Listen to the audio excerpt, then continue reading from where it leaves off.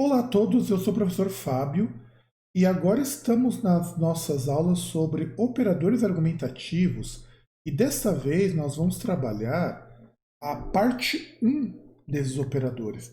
Então, aqui, basicamente, na aula de hoje, na verdade nem deveria se chamar a parte um, deveria se chamar, para ficar um pouco melhor para vocês, ela deveria se chamar operador de oposição, porque é o maior operador que a gente vai trabalhar, é talvez o mais complicadinho para muita gente, porque a gente confunde, afinal de contas, tem aquelas pessoas que falam mais e mais, né? A gente não vai entrar nesse mérito porque eu acho que boa parte de quem está assistindo essa aula sabe a diferença. Se vocês não souberem, já aviso que mais é um operador de adição e mais é de oposição. Já fica por aqui. Então vamos começar a nossa aula sobre operadores argumentativos de oposição, ou parte um, a falar sobre como que eles funcionam. Então, quais são os tipos de operadores? Então, basicamente, as nossas aulas vão ser sobre tipos de operadores. Eu parti essa aula em várias partes. Então, elas devem ser vistas na sequência, ou pelo menos eu gostaria que vocês vissem essas aulas na sequência. Então, vamos lá. Os operadores de oposição são, em tese, quaisquer ideias que sejam contrárias. E agora que vem uma coisa interessante. Quando a gente fala de oposição, a gente está falando basicamente de ideias que não concordam entre si. Então, a minha ideia A é diferente da minha ideia B. É isso que vocês têm que ter em mente para que funcione os operadores argumentativos. Além disso, é super importante que a gente também pare um pouquinho para pensar que a gente não tem só o mas. E os principais operadores de oposição não são só esses, evidentemente, mas há outros operadores que funcionam muito bem, além desses. Então vamos lá. A gente tem aqui o mas, o porém, o contudo, o entretanto, o todavia, o no entanto, e todos esses operadores, turma, eles funcionam de maneira muito parecida. Qualquer um deles você pode utilizar sem problema nenhum.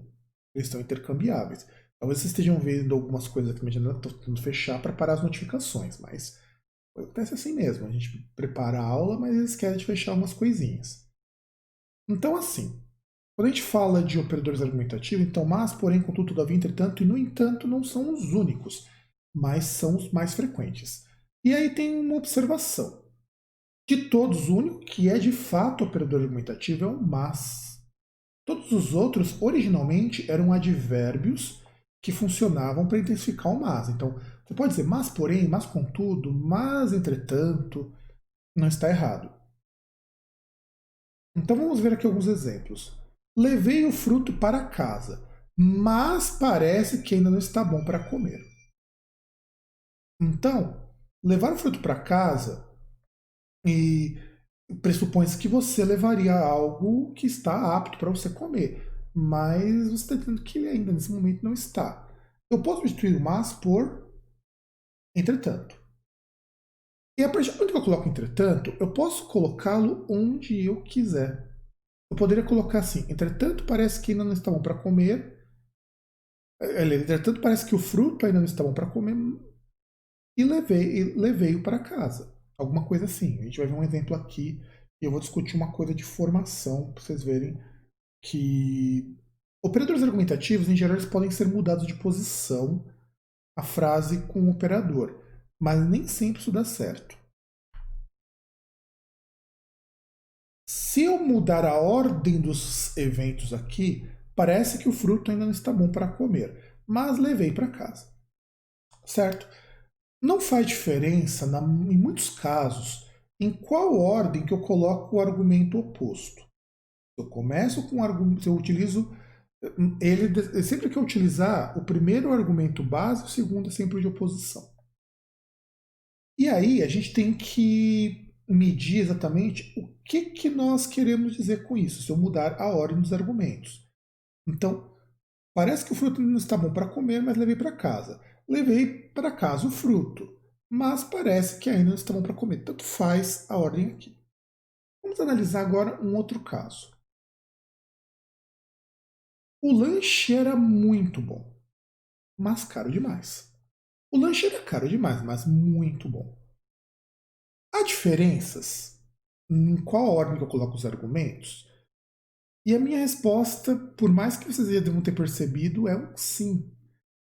Notem que eu não estou dizendo exatamente a mesma coisa quando eu troco a ordem. Então, quando eu digo, nós temos aqui dois fatos. O fato de que o lanche é caro, e inclusive eu mantive até a sequência, caro demais e muito bom. E ainda assim ele é muito bom. O que a gente entende nessa situação? Um deles é um argumento mais forte. Então, quando eu digo o lanche era muito bom, mas caro demais, eu estou dizendo para você que não vale muito a pena comprar esse lanche. Esse lanche, ele sabe, não é bom para comprar a despeito de eles ter qualidades. Então, o ser caro demais pesa. O lanche era caro demais, mas muito bom. Aqui no caso tem uma outra situação. O preço não interfere. Mas por que acontece isso? Qual a razão disso? Eu poderia usar o contudo, o embora, o muito, o entretanto, só que assim, com o mas funciona melhor. Aí vamos à explicação. Por que isso acontece?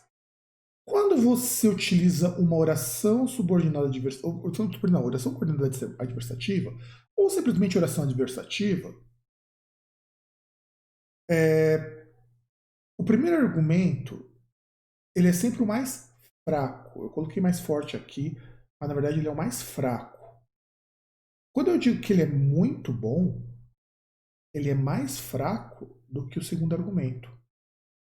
Então tem um errinho aqui, mas já digo para vocês verem que não é o primeiro, é sempre o segundo argumento mais forte ou o primeiro mais fraco. Então como que isso é possível? Isso é possível porque quando você está fazendo a sua estruturação da sua argumentatividade, uma coisa que é muito comum é eu quero uma ideia A e eu tenho uma ideia B. Às vezes a minha ideia ela é melhor, ou eu acho que ela é melhor do que a ideia A. Então, o que eu faço? Eu sempre coloco depois do mas.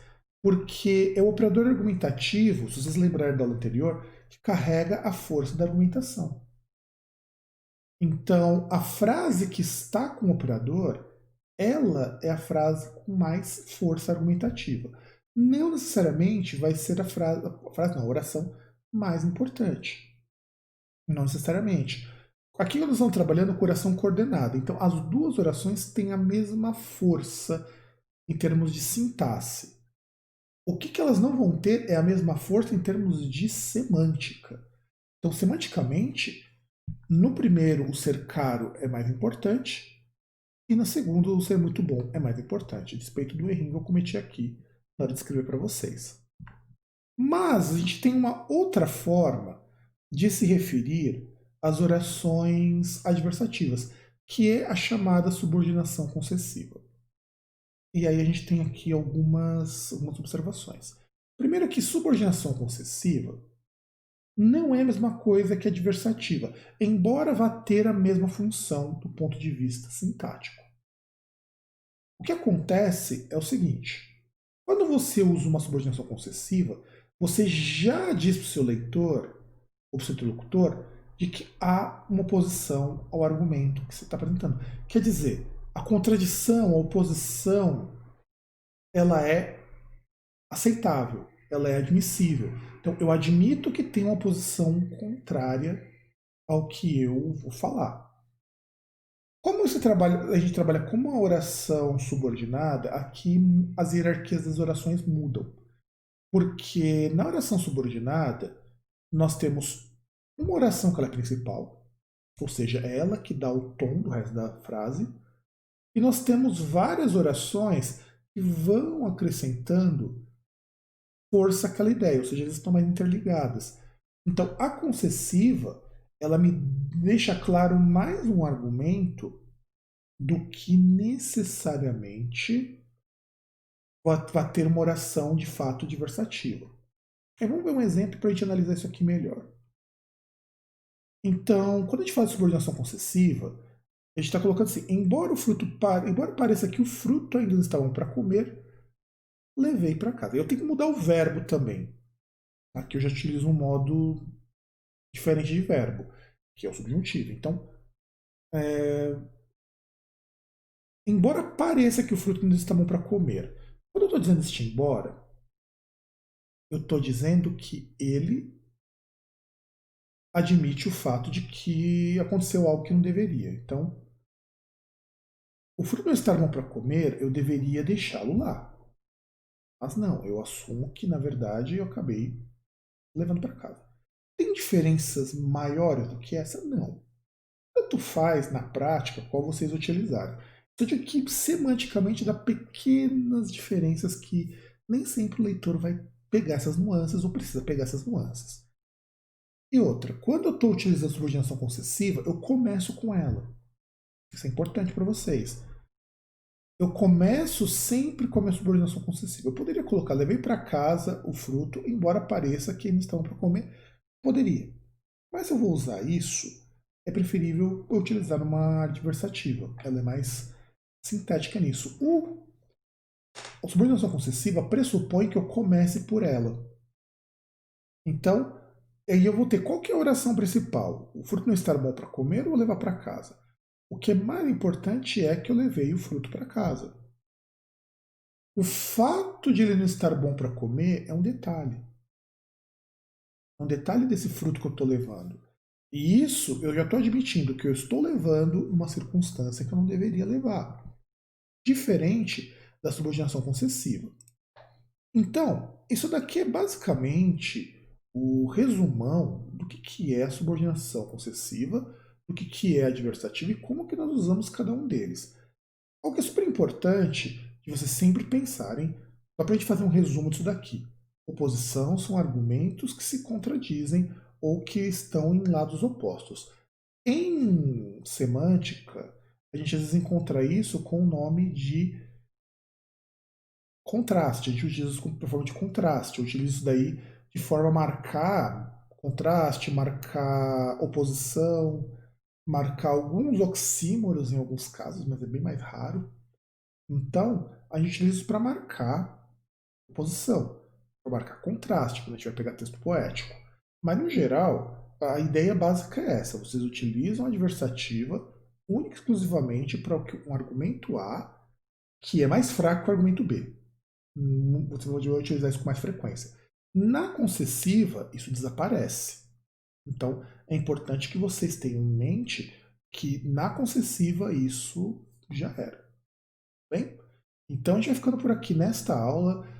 Temos as outras sobre operadores argumentativos, vamos ter a parte 2. Tem a parte de introdução também, se você não tiver assistido, eu recomendo que você assista. E nos vemos em outra aula.